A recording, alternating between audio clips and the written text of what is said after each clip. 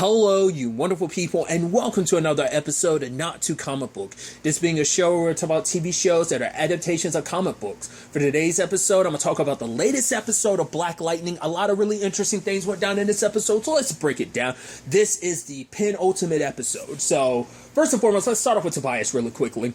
It was interesting. Obviously, he gets visited by the Shadow Board again. Obviously, he's kind of got to come out on top. It's like, I've shut down all the metas. I've got all the meta genes and stuff like that. Like, his main thing was to have control over the metas. I don't know how much of what he did they were aware of, like the whole taking metahuman genes. It seems like they weren't aware that he, at the very least they were aware of that, but they didn't realize he was in control of, like, oh, I know how to give and take them away from people to make sure, like, oh, like, the only people to get meta abilities are those who I deem worthy and who I can use to, for my own ends. So he ends up killing one of the Shadow Board members because it's like, yeah, you've done almost everything, except we know Lightning is still running about, so you don't have full control over Freeland. Both you have it in the Mariorial conversation because you're married now, but you don't have complete control of the metahumans because 99% of the metahumans have been taken care of, except for now Lightning's running rampant. So it's like,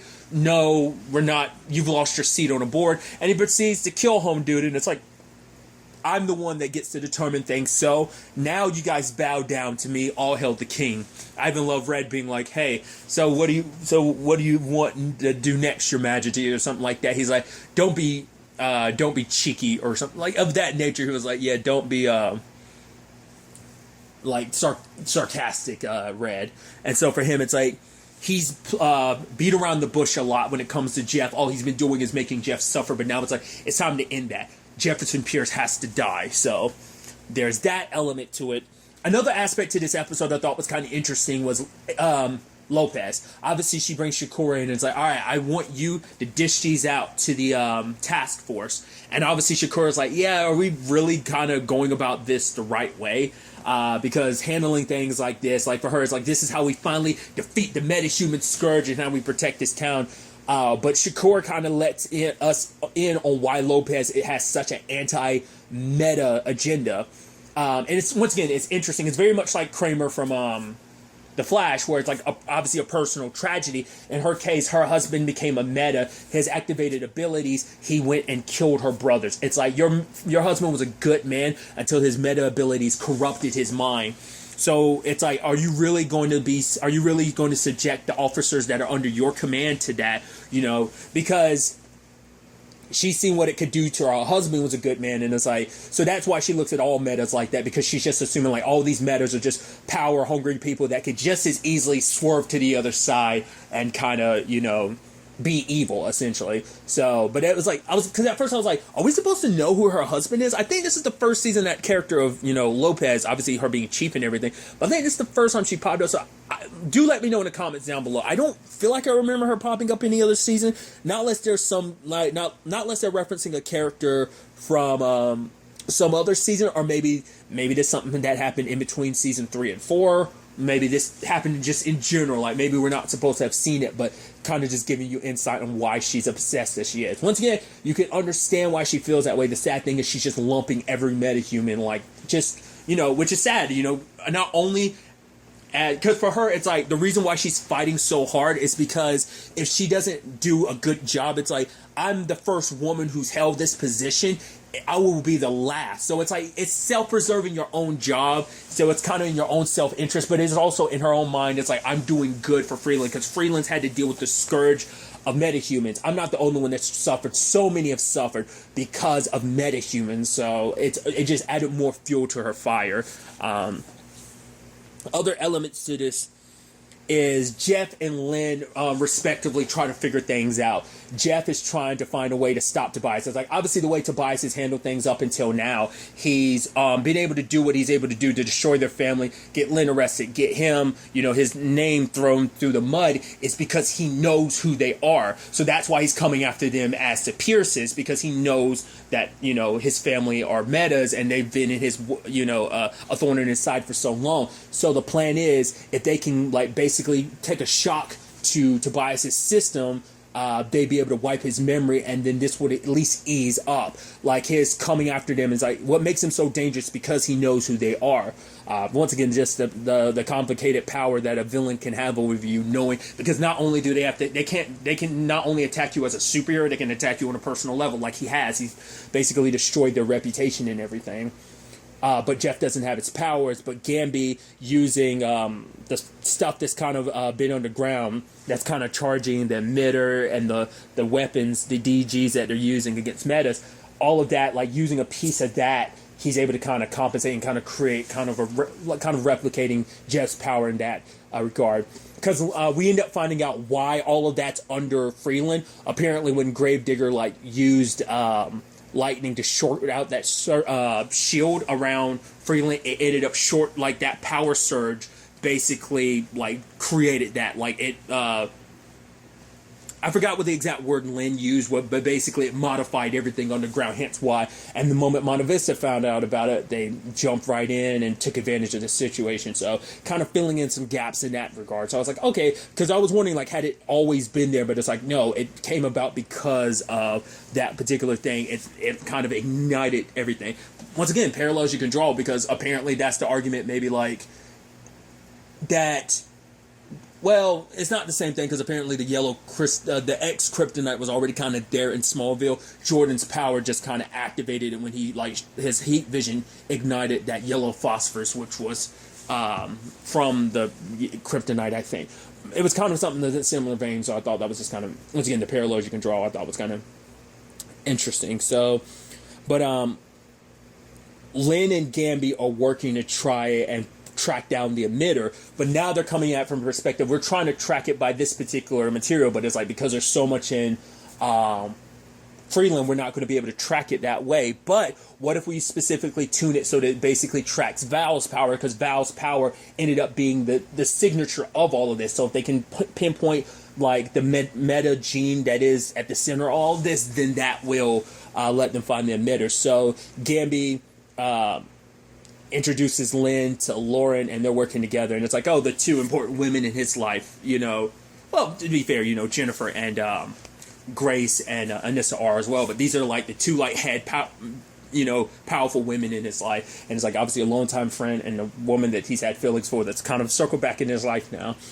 And so Lauren kind of figured everything out, but she needed Lynn to kind of feed into it. Obviously, she didn't, not feed into it, but kind of fill in some of the holes. It's she didn't give specifics, but she's right, so Gambi didn't tell you. So Gambi trusts you, and I trust him, so I'm going to tell you. My family are metas, and with this whole emitter thing going on, we need... And I think that also fills in why she's why he was getting close to me, because it's the DEGs, those weapons were going to be used against people he cares about. So that conversation never came up, but I think it kind of filled in those gaps now, knowing he's close to the Pierce family, they're metas, the weapons I was helping create were going to hurt the people he cares about. So I think she understands a little bit more, and probably also, because she always knew who he was at his core, what kind of person that he is. He is a caring person, and even saying obviously Gambi's always been kind of terrible at compartmentalizing his worlds and stuff like that, and Lynn's trust me, I know as well, but them working together, using the algorithm she already had to track it before, now modifying it with Val's ability in mind of kind of tracking that specific gene. They're working together to find the emitter. Another end of this episode, which was actually kind of at the top that I didn't talk about, was the conversation between Jennifer and Jeff. And Jennifer is beating herself up because of Uriah. It's Tobias promised me if I went out as Lightning again, that was kind of the promise too. If any of them kind of suited up, it'd be a thing of the people would get hurt, and he kept that promise. Once again, Tobias takes and takes and takes and takes, especially when it comes to Jennifer. So she just wants to give up being Lightning. But for him, Jeff, it's you are the only one for your powers right now. He's usually not the one that wants her to kind of go all in, but it's she's a hero in her own right, but also she's the only one that can save Freeland right now, because literally no other meta has their powers right now, so it's kind of up to her. But it's I don't want to get other people hurt, it's it hurts too much to do that. And Jeff kind of understands where she's coming from, and he tells her something I've never told you or your sister. I guess Lynn knows the truth. Obviously, Gamby does too. But like he's talked about, yes, Tobias responsible for my dad's death, but I never told you. I was there when my dad died. It's like I was hiding underneath the bed, like without a word being spoken, scared. And like, for him, like that was always his biggest regret. Like I couldn't do anything for my dad then, and so he's lived every day of his life trying to get justice for his dad to take down Tobias. And so, that fear and that that helplessness of like someone getting hurt, it's there. But rather than letting it drown him, he uses it as fuel to keep him going. So he wants Jennifer to do the same thing, And she's like, being a superhero sucks. He's like, yeah, it does, So Jennifer wants to take down Red, but at the end of the day, she can't because she doesn't have the power. So TC, was reluctant about her going back into the ionosphere, but for her, it's like, I need to power up. And, for her, it's like, I'm going to take down Red. He's like, yeah, it's like, oh, we need to get justice for Uriah. He's like, is it justice or revenge? And she's like, does it matter? And he's like, yes, because there is a big distinction. She ultimately goes up there, and we see whatever remnants are there are trying to latch onto her. I think that's why her power is short-circuiting, not necessarily because of the emitter. I think she's literally missing a part of herself. Like part of her core is gone. Like, so she's out of she's not 100% synchronized, so she's probably more like at 50%. So that's why she can't keep a charge. As she was up there, she doesn't notice it, but the power is, I wonder if it's the type of thing where it's like technically, maybe because it is energy and everything, it's technically invisible and she's not able to kind of register it and doesn't realize it's there. Maybe that's why she couldn't see it. I mean, she wasn't looking for it, to be fair, but it tried to combine back with her. So once again, when it does, I'm curious what the aftermath is going to be, because once again, I was wondering, are we going to have JJ and Jennifer be separate people, or could this be a final ditch thing to eventually make her fully whole again? Maybe when she went out there, the reason why that left her, because it was gathering what might have still been left of Jennifer out there. And so maybe it's just it's like JJ and Jennifer have technically become two separate beings. And like I said, that kind of flows with my initial thought that it's going to be like a Frost and Caitlyn thing. But I'm also wondering now, because it's had a chance, it's fully whole, that side of her's fully whole again, does it want to become the original Jennifer again? I'm curious to see how they handle that, So we'll ultimately have to wait and see. But ultimately, she does confront Red, and obviously her powers are on the glitch, and but she luckily takes him down and ends up breaking the bracelet around him in the process, so he can't use his power. And now he's begging for mercy, and she's like, really? He wants to act all tough, oh yeah, I'm Tobias' right hand, ha ha ha. Oh wait, I don't have my powers. Please, I'm just a normal person. Don't kill me. And she's like, really? Now you're begging for mercy? And so what is she going to do? And ultimately, she drops him off to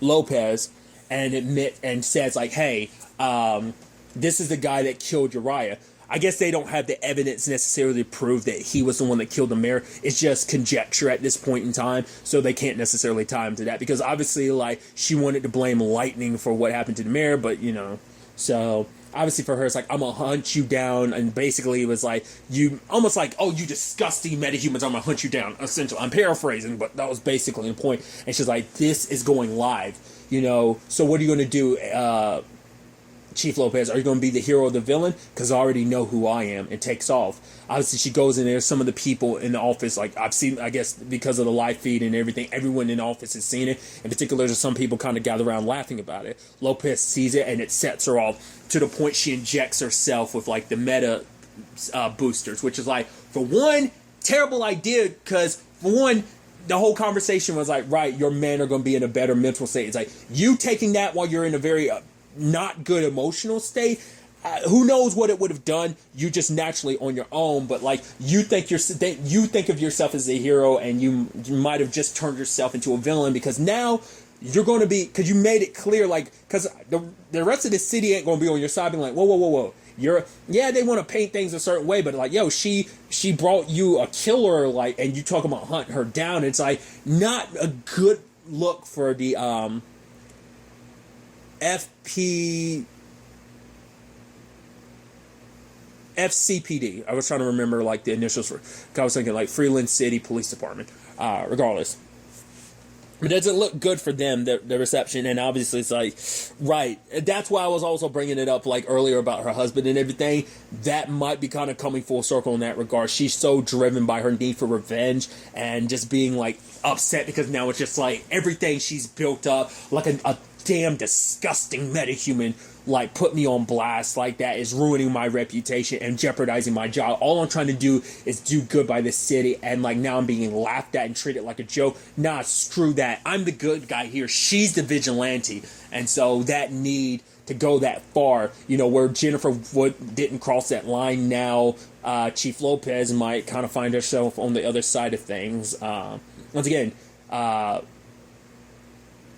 once a hero, now a villain. You know, it's kind of a shame because, like, obviously, like, you got some big shoes to fill with your predecessor, and you're kind of falling in the wayside. Who knows? Maybe things could potentially change in the next episode where we sway her over to be, like, kind of come to terms with things so that she isn't so lost and consumed by this. Like, let go of some of that rage, which a lot of people in this circumstances can't understand that rage. A lot of people have been living with rage like that. Jeff has been living with it, you know, and so, like, kind of subsiding some of that, trying to do the right thing rather than just being out for revenge. You know, the difference between justice and revenge. Maybe Jennifer Lightning in particular will be able to talk her down. Maybe, hopefully, but or for all we know, this might be a comic book thing of like, oh, like she might be a villain in a comic books. Maybe she starts, I don't know, or maybe like she borderlines anti-hero. Like, I don't know if she's someone from the comic books or not, but it could be a thing of this could be the birth of like a character, whether it's like a, you know, anti-hero, straight up villain. You never know how these things work. Because as someone who's not well versed in the comics,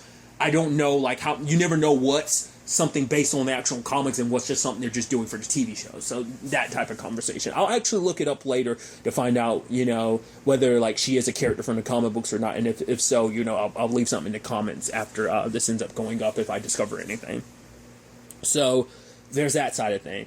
One of my favorite aspects is like, yo, your boy, we're focusing on Khalil with Looker, and she's talking about the music, and obviously Painkiller is like, dude, let me kill her, just let me kill her. And I love Khalil being like, you know, to do this, to testify, you don't need those arms of yours, nor your legs, or those pretty eyes. It's kind of like they belong to me right now. And I'm like, and like you see Painkiller looking around, almost like smug, like, yeah, turn my music back on. And it's like, yeah. But what got me super hyped, I was like, yeah, but we focus on Khalil. We know who getting sent after him. It's like, yeah, Ishmael. It's like, yo, assassin versus assassin. And like the moment I love Khalil being like, all right, I don't have time for this. You take over, and Painkiller's, all right, they go toe to toe. They pretty even killed her. It isn't like a one-sided fight. I'm like, yeah, doing their thing. And Khalil's kind of still on the losing end in certain regards. I guess like he had some preparation because there's not too much you can really do against Khalil to prepare because it's not like, it's just he's a straight up really good fighter. So like you just have no other option because at least with like Jeff and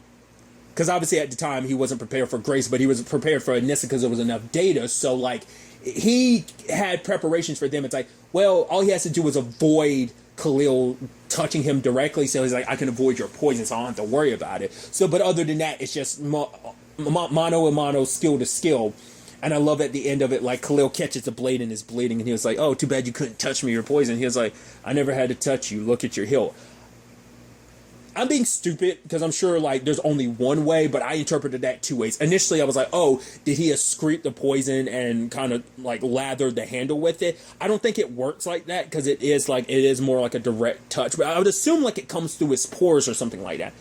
My other thought initially then was like, well, I think it's because he's bleeding on it, and like all he has to do is like have the poison kind of go through his blood, and it's dripping down into the handle, and then like Ishmael being like, you cheated. I'm sure like on the inside, Khalil / Painkiller was like, what? Dummy, this ain't what? Fair? What? You thought this is a fair fight? Who cares? This is about survival. Like, I'm not here to, like, prove myself to you. You dead. I was like, yo, it felt me with, like, yeah. He got his just desserts. So I'm like, yeah, all this smack talking, acting like you tough. Yeah, you're taken down. You know, so, because Looker, Tobias was tracking Looker. And it's like, right, because now that they're aware of Looker, she needs to be taken care of because she can bring down his whole operation. So, he wanted not only Khalil dead, but also her, which I even love her being like, oh, he'll rip out your spine. And Khalil was like, yeah, Been there, done that. So it's like, all right, Looker, this is for your sake as well now, because now you know Tobias wants you dead. He's not going to stop until you're dead, so you're better off taking him down. So hands him over to that FBI agent as well as Shakur. But at the end, you have a Painkiller being like, yo, not that far from Freeland. But obviously for Khalil, it's like, I can't go back. Like, Jennifer doesn't need me in her life, because he was saying we have unfinished business. To be fair, that kill order is there. So if you got it close enough proximity. Once again, she looks different, so it might not trigger. He'd be able to talk to Jennifer without issue, but, we'll see. Like, especially if things work out and she becomes Jennifer, like, looks like Jennifer again, who knows? But that depends on how that whole situation plays out. But I'm curious, this is going to be a last time seeing Khalil in the show, or is he going to make one final appearance or something in the final episode? We'll have to, wait and see on that front. Obviously, Jeff sets up this whole situation where he's going to go toe-to-toe with Tobias, try to get close enough to kind of wipe his memories. Gamby wants to go with him, but he's like, no, this has to be me. Win, lose, draw, this all comes to an end. Like, and for him, it's like, I have to be the one to do this. It all comes full circle because Tobias is like, this is about, like, the final notice for his dad's house. And it's like, oh, I'm a sell it. And it's like, Jeff is going to have to sign. So Jeff is using that as a means of getting close to him. So it's like, right, let's put an end to this. And so him and Lynn, he's like, yeah, here's my updated will in case anything goes wrong. She's like, you're being melodramatic. But for him, he talks about the fact is, this isn't what he thought his life was going to be. He apologizes to Lynn, like, all that I've kind of put you through, like, their craziness that their life has been, which she's like, yeah, I've kind of put you through some stuff as well, But for her, it's like, despite everything, it's like, at the end of the day, we have 3 beautiful daughters. I was like, because you're counting Grace because she is your daughter. No, I love that. I thought that was super sweet. But also at the same time, it's a situation of, for her, like, most lives don't work out very fairy tale wise, but for her, it's like she loves the fairy tale that they were able to build together. I was like, oh, that's super sweet, dude. Where things kind of lead to them, like, regardless of everything, it's like they love each other, and it's like, for this family, this is theirs, and they're going to fight tooth and nail for it. So at the same time, you had Anissa and Grace deciding they're going to blow up that facility. First, they're going to, like, wipe all the data first, like, and apparently Gamby's been collecting all the world's deadliest computer viruses since like the 80s. That's interesting. Just knowing that you've got that on, like, an old school laptop. I guess you want it on a laptop that isn't really connected to any networks and stuff like that. Well, to be fair, it's an old school computer because you've been collecting them since the 80s, of course, anyway, but still, that was really interesting. But there's an interesting conversation between Anissa and Grace where, well, what happened to these mothers? Like, we should tell them, but Grace is like, no, like, they don't need to know, because it's like, because it is a situation of, yeah, their baby's metagenes were taken, so it is like, but it's like a part of them were taken. It's like, so to put any parent through that, because it's the thing of, like, regardless of whether it's like, oh, well, at least my child's going to have, like, a normal life or whatever, it's still knowing, like, right, part of what would have been, what is essentially a part of your child, no matter what the circumstances are, was taken without your permission, because you thought you were doing something that was best for you and your baby, and to find out, wait, like, I was taken advantage of by this large corporation. I'm sure, obviously that's going to be a big factor in all of this. So it's like, Grace is saying, like, they don't need to know, because all we're going to do is cause them more pain. They'll just go the rest of their lives thinking everything's okay, like, as long, so who are we to kind of disrupt that for them? Because Grace is talking about the fact is, with your circumstances, Anissa, like, you have a great family, you're bulletproof, so, like, it all kind of worked out for you, like, you're kind of like the meta aspect being kind of a part of you, but obviously Grace comes from the perspective of the metagene side of things didn't always kind of work out. It caused its own grief for her, which Anissa's like, you're right, this is kind of doing what's best for the parents. So they kind of come to an agreement on not telling them. They end up blowing up the facility after, like, wiping everything. So, because now there's no means, because, like, this was all about preventing them from building, getting rid of the schematics necessary to make it so they can never build a meta gene extractor again. So, and all the captured meta genes. So now it ruins things for Tobias. But because at the end of it all, we have the confrontation between Jeff and Tobias, and Jeff's attempt doesn't work, and Tobias ends up breaking the device. So they go toe to toe, and Tobias obviously has the upper hand.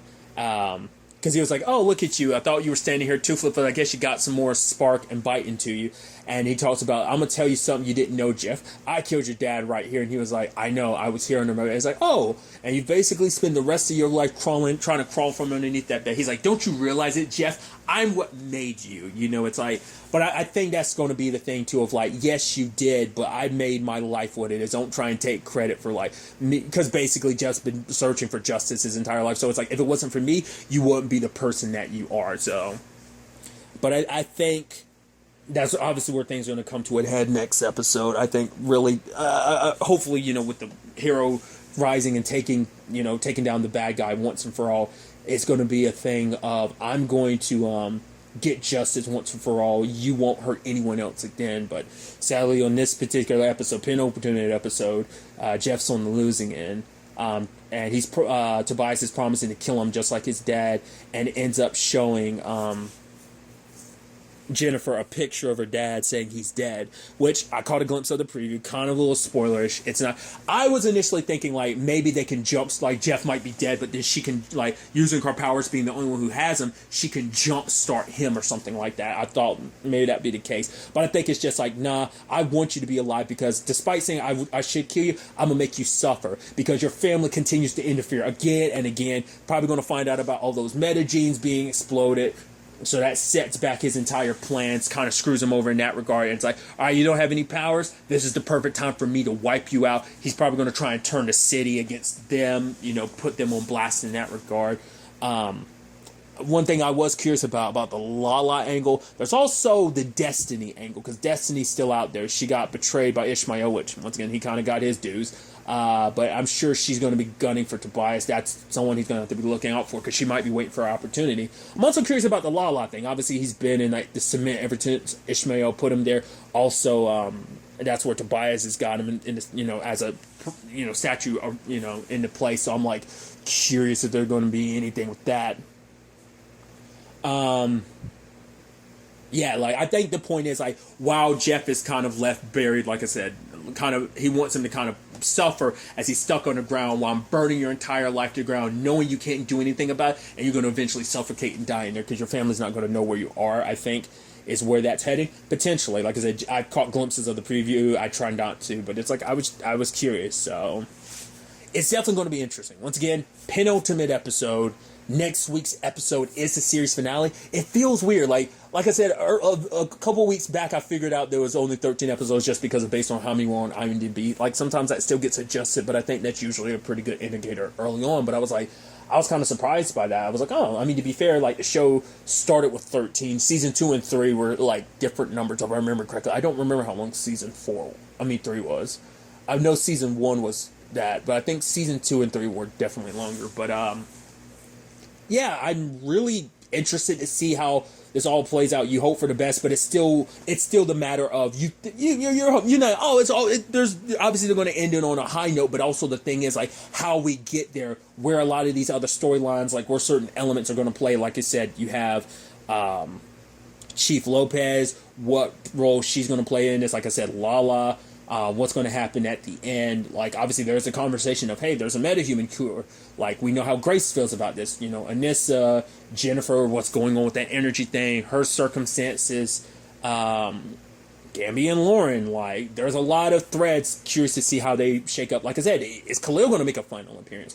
We'll ultimately have to wait and see how this all comes to an end in the Black Lightning series finale next week. I can't wait to see how it all, comes to an end. But really, that's all I want to talk about. Till the next time we meet, be happy, be safe, live life to the fullest, and enjoy it. Good day, and goodbye.